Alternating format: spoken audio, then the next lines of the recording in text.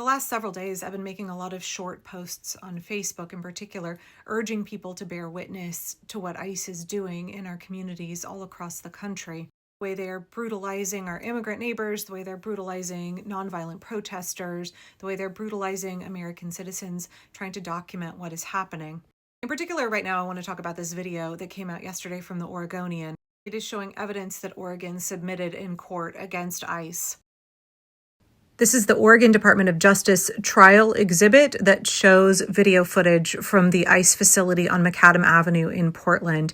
You can see that they are attacking entirely nonviolent protesters. They're often stationary and they are not on federal property. That protester there was rammed in the back and knocked down while on public property. Portland law enforcement has testified in court repeatedly that ICE is the one that is instigating, ICE is the one that is escalating, that their tactics are extreme. They are trying to incite a riot, and they think that they can get away with violating the rights of nonviolent protesters, with brutalizing the bodies of nonviolent protesters, because what they're hoping is that people will respond with violence, and Portlanders are not taking that bait. And so ICE continues to escalate and respond with excessive force. Now, if you have been watching any of the folks on Instagram who are down covering the protests at the ICE facility on Macadam Avenue, you will know that this has been going on for months. Months ago, I talked about a man who was down there protesting. I believe he was reading a scripture verse or quoting scripture verse, and ICE shot him in the eye with a rubber bullet. That was months ago, y'all. I have friends who are on TikTok who are down at the ICE facility on the regular and are happy to talk about the ways that they've been brutalized by ICE, to show you the bruises on their body, to talk about the ways that ICE is instigating. ICE is the one that is choosing to engage with violence, choosing to escalate. And months ago, I think it was easier for a lot of people to try to discount or disbelieve what we heard protesters saying, because the right was trying so hard. Fox News and the Trump regime were trying to smear the protesters down there as like a bunch of violent kids, thugs. And then, of course, that rhetoric escalated to Antifa terrorists. But we in Portland have done such a fabulous job of engaging in tactical frivolity and showing the world exactly who is down there protesting, that we are not violent, we are nonviolent. It's very rational Americans exercising their First Amendment rights. They're just dressed up in chicken suits and frog costumes and footy pajamas and unicorn outfits. Totally non-threatening, totally not violent. It is ICE that is instigating violence. It is ICE that is escalating the situation. They have no interest in de-escalating and every interest in escalating. ICE are the brown shirts. They work for Donald Trump, and they are trying to manufacture a riot in Portland. And we in Portland are consistently not giving it to them. And the lies of the regime are just crumbling because the whole world sees who we are here in Portland. Yeah, we're kind of weird. Yeah, sure. We had a naked bike ride in protest of ICE. Yeah, grandmas go down there and have a knitting protest. Yeah, okay. There was a roller disco down there. People were doing the cha-cha slide.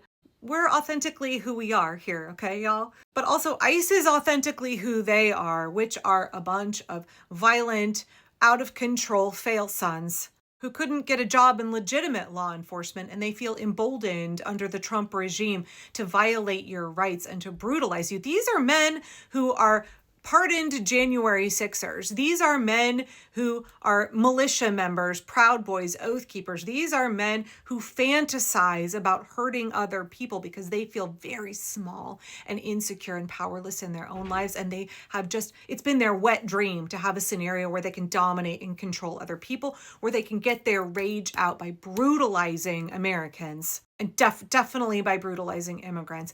I don't actually know the ratio of people of color who are in ICE, but it's interesting. A lot of the video clips I've seen lately, there's an awful lot of Latino men who are in ICE brutalizing immigrants. And I really want to know what that's about. That's a conversation I think maybe the Latino community here in Oregon and nationwide is already having.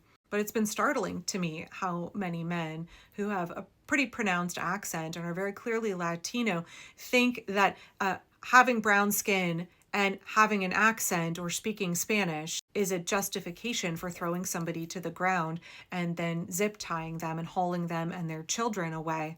I don't know how anybody who is Latino could work for ICE. I don't know how anybody could work for ICE, but I definitely understand how white supremacist fail sons, they fantasize about it. And now this is their dream come true. But at the same time, like they don't know what they're doing, right? We like to say flarping in my family. Forgive the Homestuck reference, but that means fatal live action role playing. Like all parts of the Trump regime, this is cargo cult fascism. It has the veneer, it has the ritual of real fascism, but none of the actual substance of it. And I think we're seeing the same thing with ICE. They are cargo cult law enforcement. They're not trained, they're not qualified, they don't have the skills. There's dudes out there with Chuck Taylors and ill-fitting blue jeans that look like they're about to rip out in the butt. They're even more ill-fitting bulletproof vests with their bellies hanging out or their white supremacist tattoos showing. They're too chicken shit to show their faces, so they've got a gaiter over their entire face. Sometimes they have it pulled up like way high. Yes, I know I have fake freckles. And then they have hats pulled down way low, and then they're wearing sunglasses because they don't want anybody to know who they are, because they know that what they're doing is shameful and illegal. And they are constantly in fear. They fear the day when justice will come for them.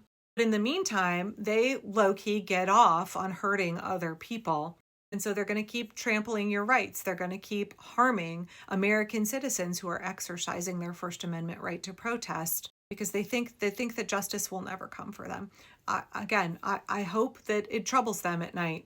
I hope some small part of their humanity is still intact. I hope somewhere in their shriveled little hearts, when they look their children in the eye and have to think about the fact that they're zip tying other people's children, they're hauling somebody's abuela off while she's crying and the children are screaming for her. I hope that bothers them. I hope it gnaws on them every single day until they can't cope with it anymore. And please know that we have multiple instances across the country of ICE and Donald Trump's Department of Justice not being truthful with the courts about what's happening, which is why it's so important that we all continue to document. It is so important that we record everything that they are doing. They don't want to face accountability. They don't want people to know the ways that they're brutalizing us. We have to continue to document. We have to continue to bear witness. We have to continue to share.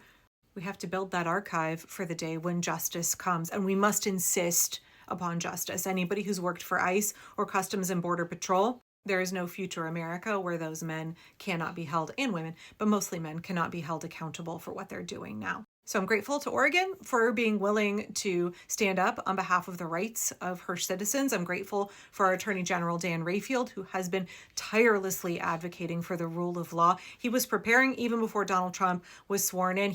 Oregon DOJ has been on it. But I wanted to make sure that y'all saw this footage because this is an example of what's happening every day down at ICE. Go follow some of the ICE out of Portland and 5051 Portland and other folks, Kevin Foster, down documenting at the ICE facility. This is what it's like down there all the time. ICE are fearful, they're panicky, they're emboldened, and they have incredibly fragile egos. Violent, insecure men who feel that the rule of law is not going to catch up with them. This is what they do. This is what they will continue to do to us, and they want to do it. They want to do it to everybody. They want to feel free to intimidate you, to threaten you, and to brutalize you, and to violate your rights whenever they want. They want to obliterate your rights. This is what authoritarianism looks like, and we cannot allow it to become normalized here.